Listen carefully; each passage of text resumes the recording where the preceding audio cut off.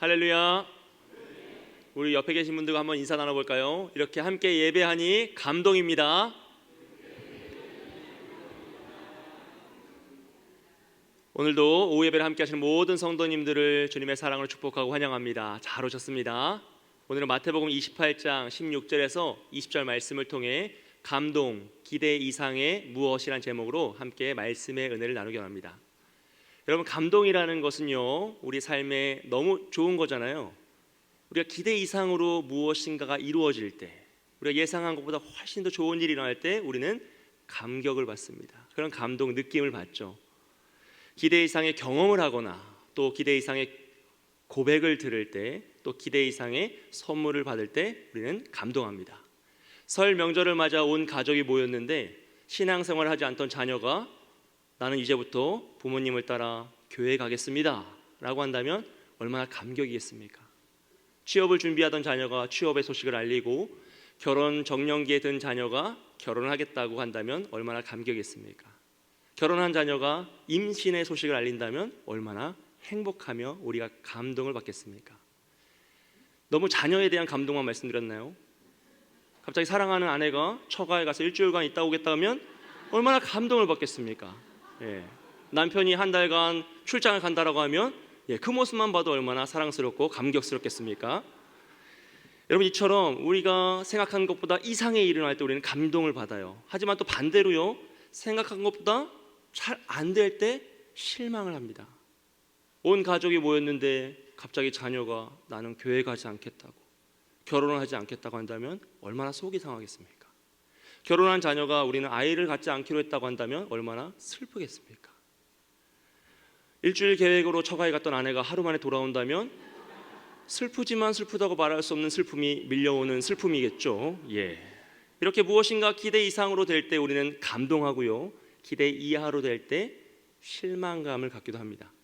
저는 개인적으로 우리 교회에서 사역을 하면서 매우 감동을 많이 받고 있습니다. 매주일 매 예배마다 은혜를 받는 것은 물론이고요, 또 성도님들의 섬김과 또 사랑을 목격할 때마다 참 감동을 받아요. 특별히 점심을 먹을 때마다 감동이죠. 요즘 잔반이 많이 남는다는 얘기가 있습니다. 여러분 다 드시기 바랍니다. 제가 재산관리위원회이기 때문에 말씀드리는 거예요. 꼭꼭 씹어서 다 드시기 바랍니다. 이게 감동이거든요. 특별히 2년 전에 담임 목사님과 장로님들이 우리 교육자들에게 학업의 기회를 허락해 주셨어요. 제가 설교학 석사 학위를 진행을 하였고요, 지난주 수요일에 이제 졸업을 하였습니다. 교회에서 마지막에 치셔도 됩니다. 감사합니다. 교회에서 매 학기마다 학비를 지원해 주시고요, 또 학업을 할 수 있도록 격려해 주셨기 때문에 정말 저는 아무 걱정 없이 학업에 임할 수 있었습니다. 그래서 장학금도 받고 또 졸업할 때는 작은 상도 받았습니다. 근데 그 모든 것보다 더 감동인 것은 수요일 날 졸업식을 하는데 저희 담임 목사님과 또 많은 교육자들이 함께 참석해 주셔서 저를 축하해 주고 축복해 주셨어요. 그 모습이 저는 너무나 감동을 받습니다. 제가 이전에 사역했던 교회들은 한국 교회에서 꽤 알려진 대형 교회들입니다. 근데 대형 교회들은 부교육자를 조금 도구처럼 사용하는 경향이 없지 않아 꽤 있습니다. 제가 사역했던 교회들도 그랬고, 또 대형 교회들은 그래서 부교육자들의 학업을 허락해 주지 않는 경우도 많습니다.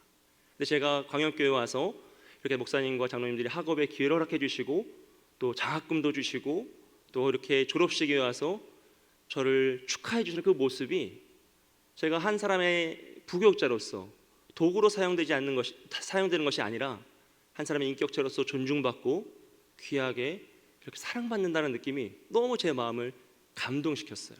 이 자리를 빌어서 이렇게 감동 주시고 기회를 주신 담임 목사님과 장로님들과 우리 교육자들과 또 모든 성도님들께 감사의 인사를 드립니다. 너무나 감사합니다. 그리고 이런 우리가 감동을 받으면요, 여러분 행복하잖아요. 여러분 행복하시죠? 여러분 일이 아닌데도 그냥 들어만 봐도 막 행복할 때가 있단 말이에요. 근데 우리는 누구나 우리의 인생에 이런 감동, 기대 이상의 감동을 가득 차기를 원합니다. 여러분 어떤 인생을 기대하십니까? 기대 이상의 감동이 가득한 인생입니까? 아니면 기대 이하의 실망이 가득한 인생입니까? 우린 누구나 다 기대 이상의 감동이 가득한 인생을 소원하고요, 바라고 있어요. 여러분 정말로 그렇다면요, 오늘 본문의 말씀에 집중하시기를 축복합니다. 왜냐하면 오늘 말씀이 우리 인생에 기대 이상의 감동이 가득할 수 있는 방법을 알려주는 귀한 본문이기 때문입니다. 사랑하는 여러분, 우리 인생의 감동이 가득하기 위해서는요, 예수님과 함께해야 합니다. 예수님과 동행해야 돼요. 오늘은 제가 설교의 결론을 먼저 말씀드리고 내용을 살피기 원해요. 예수님은요, 우리 인생에서 단 한 번도 우리 기대 이하로 우리에게 채우신 적이 없습니다. 예수님은 모든 부분에서 언제 어디서나 우리의 인생에 우리가 기대하는 것 이상으로 채우시는 분이시기 때문에 예수님과 함께할 때 우리 인생은 감동이 넘치는 인생이 될 수 있습니다. 감동이 넘쳐서 너무나 가슴 벅찬 인생이 될 수 있다는 것이죠. 그렇다면 예수님이 우리에게 주시는, 우리가 예수님과 함께할 때 예수님이 주시는 감동은 무엇이냐? 첫째로 기대 이상의 체험을 주세요. 여러분, 사람들은 예수님이 살아계실 때요, 감동했어요.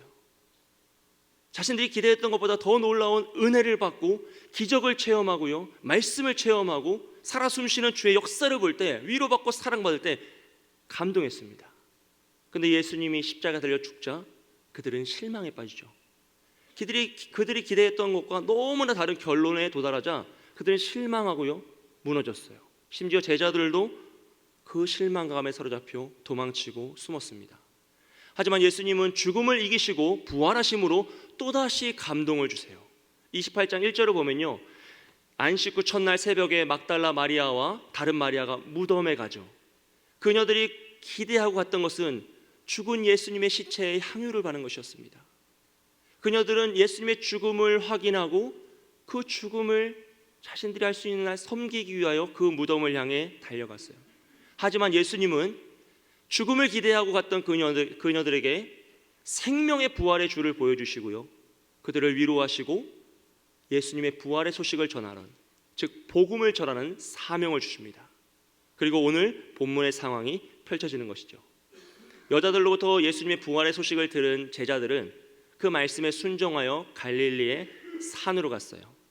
그런데 17절 말씀을 보면요, 그 중에 아직도 의심하는 사람들이 있었다라 그래요. 사람들이라고 하니까 2명 이상인 거죠. 11명의 제자가 예수님이 약속하신 갈릴리 산으로 갔는데 그 중에 2명 이상의 제자들이 의심하고 있는 거예요.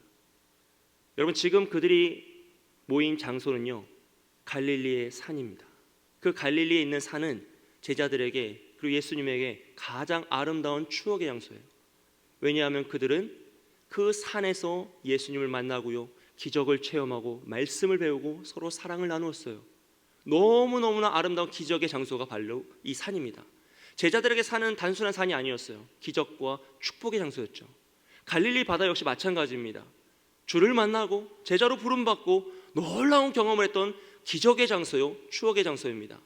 그들은 그렇게 아름다운 추억의 장소에서 가장 초라한 모습으로 만나고 있습니다. 왜냐하면 아직도 의심하는 자들이 있었기 때문입니다. 제자들에게는 큰 문제가 있었는데요, 그것은 바로 그들이 따르던 예수님이 십자가에 달려 죽었다는 것이에요. 제자들은 그 죽음을 목격하였습니다.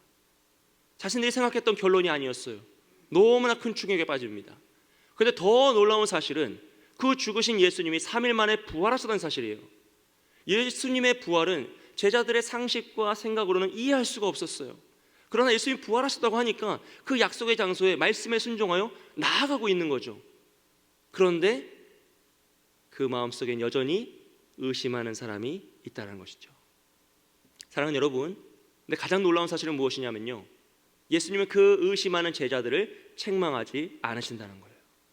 예수님은 그들이 의심하는 것을 알고 있습니다. 그럼에도 불구하고 그들을 책망하시는 것이 아니라 살아계신 예수님의 모습을 보여주시고 그들이 그 의심을 버리고 온전한 믿음으로 나아올 수 있도록 그들을 도와주세요. 그리고 예수님이 어떠한 권세를 가지고 계신지, 그리고 그들을 통해 어떤 일을 이루실 것인지를 선언하시죠. 우리 28장 18절부터 20절 말씀 함께 읽겠습니다. 시작. 예수께서 나 말씀하여 이르시되 하늘과 땅의 모든 권세를 내게 주셨으니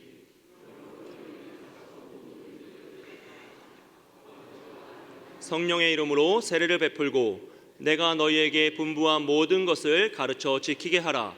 볼지어다 내가 세상 끝날까지 너희와 항상 함께 있으리라 하시니라. 아멘. 사랑하는 여러분, 예수님은 예수님의 죽음을 목격했던 제자들에게 예수님의 부활의 모습을 보여주심으로 그들이 모든 의심을 버리게 하셨어요. 여러분, 교육 중에 가장 좋은 교육은 무엇입니까? 체험이죠. 체험. 백문이 불여일견이에요.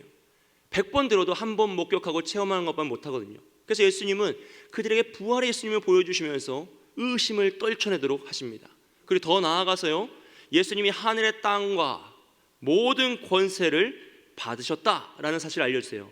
즉 예수님이 하나님의 아들이시오 진정한 구원자라는 사실을 선언하시는 겁니다. 그리고 19절에서는요 그들에게 가라고 말씀합니다. 가서, 여러분 어디로 가야 할까요? 사도행전 1장 8절 말씀입니다. 오직 성령이 너희에게 임하시면 너희가 권능을 받고 예루살렘과 온 유대와 사마리아 땅끝까지 이르러 내 증인이 되리라. 아멘. 여러분, 제자들을 향하여 예수님은 가라고 하셨어요. 어디까지 갑니까? 예루살렘과 온 유대와 사마리아 땅끝까지 이르러 내 증인이 되라고 말씀하십니다. 여러분, 이 말씀과 이 명령은요 제자들의 영역을 확장시키시는 거예요. 거리상으로뿐만 아니라 의미상으로도 그렇죠. 첫째로 예루살렘은 어디입니까? 제자들이 거주하는 지역입니다. 그들의 홈그라운드예요. 가장 편안한 곳, 숨어 있을 만한 곳입니다. 근데 예수님이 거기서 머물지 않고 온 유대로 가라고 하십니다. 예루살렘을 중심으로 한 이스라엘 전역이죠. 유대인들이 득세하는 곳입니다. 그곳에서 홈 경기가 아니라 어웨이 경기죠. 원정 경기를 가서 그곳에 또 복음을 전하고 증인이라고 하세요. 더 나아가선 사마리아까지 나아갑니다. 사마리아는요 상종하지 않는 사람들이에요. 유대인들은 서로 미워해도 인사라도 하는데 사마리아 사람과는 상종을 하지 않아요. 그들은 변절자요, 이방인과 혼혈된 버림받은 사람들이에요. 사람만도 못한 짐승과 같은 존재였기 때문에 사마리아 땅은 가지도 않고 상종도 안 했습니다. 근데 예수님은 그들에게 가라고 하십니다. 그러고 나선 더 멀리 땅끝까지 이르라고 합니다. 땅끝은요 제자들이 생각할 수 있는 영역에 넘어있는 미지의 세계입니다. 평생 가보지도 못했고 가볼 일도 없는 것이죠. 여러분, 이것을 우리로 생각해 보면요 예루살렘은요 우리 광양교회입니다. 광양교회, 우리 구역, 우리 전도회, 내가 섬기는 부서, 찬양대, 광장동, 광진구, 내가 평생 살아온 나의 홈그라운드죠. 근데 예수님은 거기서 만족하지 말라고 하세요.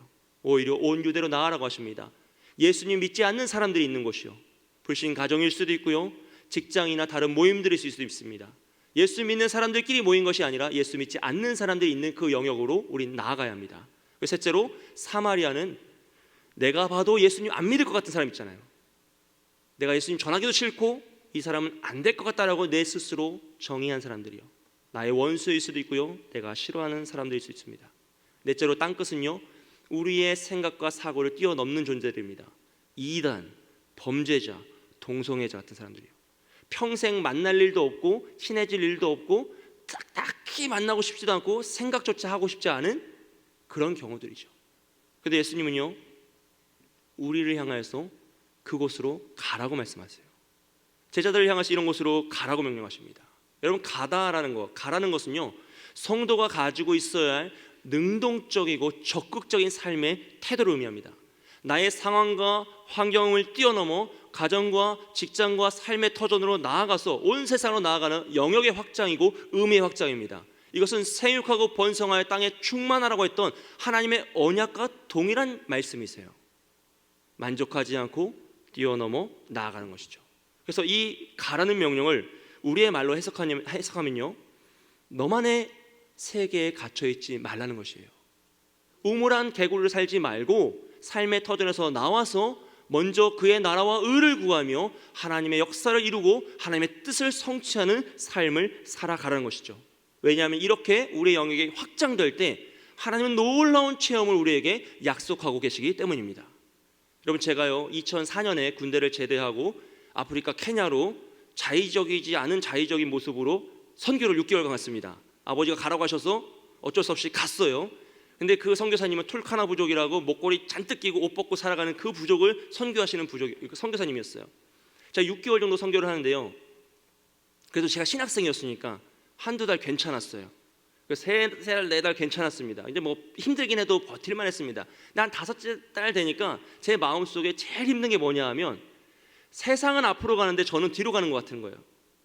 지금 이 시간에 내 친구들은 다 자기 하고 싶은 거 하고 공부하고 뭔가를 하고 있을 텐데, 발전하고 있을 텐데, 나는 여기서 맨날 물 나르고 삽질하고 교회를 지었거든요. 정말 노동을 하면서 6개월 동안 노동자가 된 거예요. 아프리카 노동자가 된 거예요. 그래서 제 마음이 좀 불편했어요. 근데 그때 딱 떠오른 찬양이 뭐였냐면요, 사막에 샘이 넘쳐 흐르리라, 사막에 꽃이 피어 꽃동산들이, 그 찬양이 막 떠오른 거예요. 그리고 제가 하나님께 기도했어요. 하나님, 기왕 제가 이 사막에서 생 고생을 하고 있는데 이 사막이 꽃동산 되는 걸 한번 보고 싶습니다 라고 기도했어요. 그리고 잊었어요. 근데 거기는 건기라서 비가 안 와요. 6개월 동안 한 번도 비가 안 와요. 그래서 항상 이동할 때마다 그 지프 큰 트럭 위에다가 짐을 잔뜩 싣고 밧줄로 묶어서만 이동을 하거든요. 근데 그날도 저희가 이동할 때, 사역지로 들어갈 때 그렇게 짐을 잔뜩 실어가지고 밧줄로만 묶어서 떨어지지만 않게 하고 이동을 했어요. 근데 갑자기 폭우가 쏟아지기 시작하는 거예요. 그래서 비가 갑자기 막 쏟아지면서 길이 사라져요. 이제 길이 물길이 되니까 막 꼬불꼬불한 데로 찾아다니면서 한 8시간이면 갈 거리를 한 16시간 걸려, 2배로 걸려가지고 세워서 또 갚아치고 짐 다 젓고 막 엉망진창이 됐어요. 너무 힘들었어요. 안 그래도 힘든데 더 힘들었어요. 그래서 사역지에 도착해가지고 이제 그거 다 정리하고 너무 지친 상태로 잠이 듭니다. 그리고 그 다음날 아침에 일어나 사역지로 선교사님이랑 나갔는데 그 사막에 꽃이 핀 거예요. 가시덩굴의 작은 꽃이 만발하여서, 이게 사막의 지평선 끝이잖아요. 끝까지 꽃동산이 된 거예요. 그날 제가 얼마나 소름이 돋았는지 몰라요. 야, 하나님이 이 부족한 자의 그런 말도 안 되는 간청의 기도를 들으시는구나. 내가 이 사막에서 혼자 뒤로 가는 게 아니라 하나님이 나에게 찾아오셔서 이 놀라운 경험과 은혜를 주시는구나 라고 하면서 제가 감격했어요. 사랑하는 여러분, 하나님은요, 우리가 우리끼리만 좋은 자리에 있기를 원하지 않으십니다. 그 자리를 딛고 나아가서 사역의 자리, 사명의 자리로 나아갈 때 하나님은 놀라운 계획을 가지고 계시고 우리가 상상하지 못하는 이상의 체험을 준비해 놓으신다는 거예요. 그래서요, 순종한 자만 아는 은혜가 있어요. 사역을 해본 사람만 아는 기적이 있습니다. 기도를 하는 사람만 아는 주의 축복이 있는 줄 믿습니다. 바라기는 우리 모두가 예수님과 함께 삶의 확장을 이루시고요, 예수님이 가라고 하신 그곳에 나아가서 우리가 기대했던 그 이상의 체험을 누리시는 저와 여러분이 되시길 주님의 이름으로 축복드립니다. 그리고 우리가 예수님과 함께 할 때요, 예수님이 주시는 두 번째 감동은 기대 이상의 사명을 주신다는 거예요. 모든 민족을 제자로 삼아 아버지와 아들과 성령의 이름으로 세례를 풀고 예수님이 말씀하신 모든 것을 가르쳐 지키게 하라. 여러분, 제자가 무엇입니까? 예수님을 따르는 자들이죠. 그런데 이 제자는요, 예수님이 이 세상에 복음을 전하시기로 사용하시는 방법입니다. 예수님이 복음을 전하는 방법을 선택하셨는데 그게 바로 제자예요. 예수님이 신적 능력으로 한순간에 복음화 하실 수 있습니다. 자연 만물을 통해서도 복음을 전하실 수 있어요. 하지만 예수님이 정하신 방법은 바로 제자입니다. 먼저 제자들에게 복음을 전하시고 그 제자들이 더 나아가서 복음을 전하고요, 그 복음을 듣는 사람이 예수님의 제자가 되어서 또 복음을 전하는 거예요. 그렇게 전달된 복음이 오늘 우리에게 전해졌기에 오늘 우리 역시 반드시 제자가 되어야만 합니다. 그래야지만 우리가 제자가 되어 그 복음에 감격하고 온 땅끝까지 나아가 그 복음을 전함으로써 예수 그리스도의 복음이 확장되시는 겁니다. 사랑하는 여러분, 이것이 세상 끝날까지 복음이 전해지는 예수님의 방법이에요. 다른 방법은 없습니다. 예수님이 정하신 방법이 바로 이 제자입니다. 여러분, 우리는요 2주간에 걸쳐서 담임 목사님의 주일 예배를 통하여서 복음의 능력과 복음의 축복을 누리는 삶에 관하여 말씀을 들었어요. 그럼 우리는 그 어떤 삶을 살아야 합니까? 그 복음의 능력을 누리고 그 축복을 누리는 삶이 무엇입니까? 바로 제자의 삶입니다. 믿음으로 믿음에 이르는 것이 바로 제자의 삶입니다. 복음을 배우고 복음의 능력을 경험하고 체험하고 그것을 선포하면서 증거하는 삶이 바로 제자의 삶입니다. 바라기는 우리 모두가 복음의 능력과 축복을 누리는 제자의 삶을 사시길 소원합니다. 그리고 세례를 베풀고 받는다는 것은요, 이제 나의 인생이 하나님의 것이 되었다라는 것을 인정하는 행위이죠. 세례를 받는 사람, 그리고 세례를 베푸는 사람은 모두가 다 내 인생의 주인은 내가 아니라 하나님입니다. 이제 나는 나의 삶의 주인이 하나님이시여 인정하오니 내 마음대로 내 뜻대로 사는 것이 아니라 하나님 말씀대로 하나님의 기준대로 살아가겠습니다라고 고백하는 것입니다. 인생의 주인이 나에서 하나님으로 완전히 바뀌는 것이에요. 그리고 가르쳐 지키게 한다는 것은 예수님이 누구이신지, 하나님이 우리를 얼마나 사랑하시는지, 그 사랑의 감격이 무엇인지를 가르치고 지키게 한다는 것입니다. 즉 복음의 내용을 가르치고요, 능력을 경험하게 하며 축복을 누리는 삶을 살게 하는 것이죠. 사랑하는 여러분, 이것이 바로 의심하는 제자들에게 예수님이 주시는 사명이에요. 충성되이 나아가고 있는 자들에게 주시는 게 아니라요, 약속의 장소, 추억의 장소, 축복의 장소에 모여서 예수님이 정말 살아있을까? 이게 맞을까? 의심하는 자들에게 나는 너희를 이렇게 사용하고 싶다라고 축복하시는 겁니다. 그리고 그 예수님은요, 오늘 우리에게도 이 사명을 주길 원하심을 믿으시기를 주님의 이름으로 축복드립니다. 여러분, 예수님의 사명은요, 우리의 기대 이상입니다. 우리가 이 사명을 받으면 우리도 제자들처럼 의심할 수 있어요. 내가 될까? 내가 이 일을 할 수 있을까? 왜 나에게 이런 걸 시키시지? 괜히 복음을 전했다가 그 사람이 믿을까? 괜히 관계가 서먹해지진 않을까? 힘들진 않을까? 온갖 걱정과 근심과 의심이 우리를 사로잡아요. 하지만 여러분, 어쩌면 의심은요, 유한한 인간의 당연한 태도일 수 있습니다. 왜냐하면 우리는 믿고 싶어도 믿을 수 없거든요. 우리 믿음은 우리 게 아니에요. 믿고 싶어도 우리가 믿을 수가 없어요. 그래서 바울은 뭐라고 합니까? 믿음을 하나님의 선물이라고 합니다. 에베소서 2장 8절 말씀 우리 함께 읽겠습니다. 시작. 너희는 그 은혜에 의하여 믿음으로 말미암아 구원을 받았으니 이것은 너희에게서 난 것이 아니요 하나님의 선물이라. 아멘. 그렇기 때문에요, 우리는 하나님의 믿음을 선물로 주실 때까지 말씀을 집중하여 들어야 합니다. 그 믿음의 선물을 받을 때까지 말씀을 읽고 묵상하고 듣고 암송해야만 해요. 이것이 하나님의 방법입니다. 그러다가요, 하나님 믿음을 선물로 주시잖아요. 그러면 감격하는 거예요. 주님, 제가 무엇이라고 이렇게까지 사랑하십니까? 주님, 제가 무엇이기에 이 죄인을 위하여 십자가 달려 죽으십니까? 주님, 내가 무엇이기에 나 같은 자를 들어 주의 도구로 쓰십니까? 라고 감동하시는 거죠. 바라기를 우리 모두가 예수님과 동행함으로써 이 감동에 사로잡히시길 축복합니다.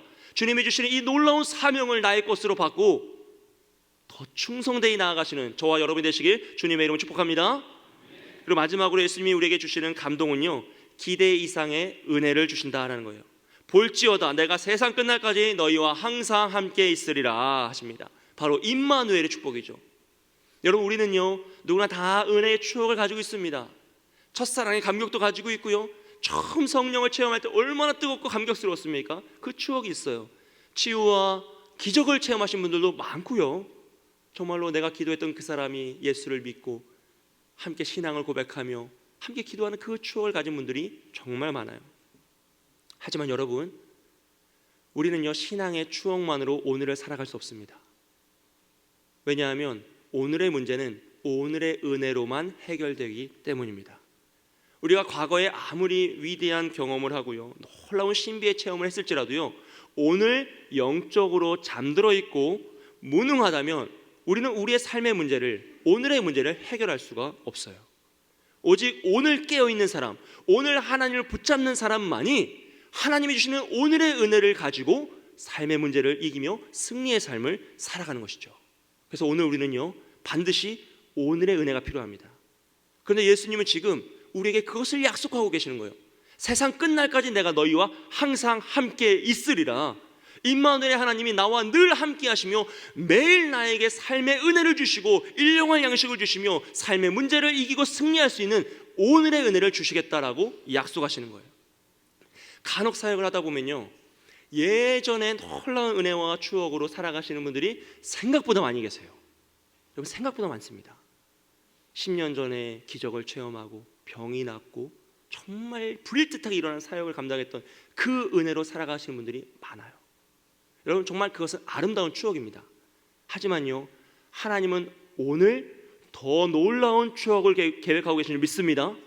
더 놀라운 기적을 준비하고 계시고요, 더 놀라운 은혜를 주고 싶어 하세요. 그것을 하늘의 복을 흔들어서 부어주고 싶어 하세요.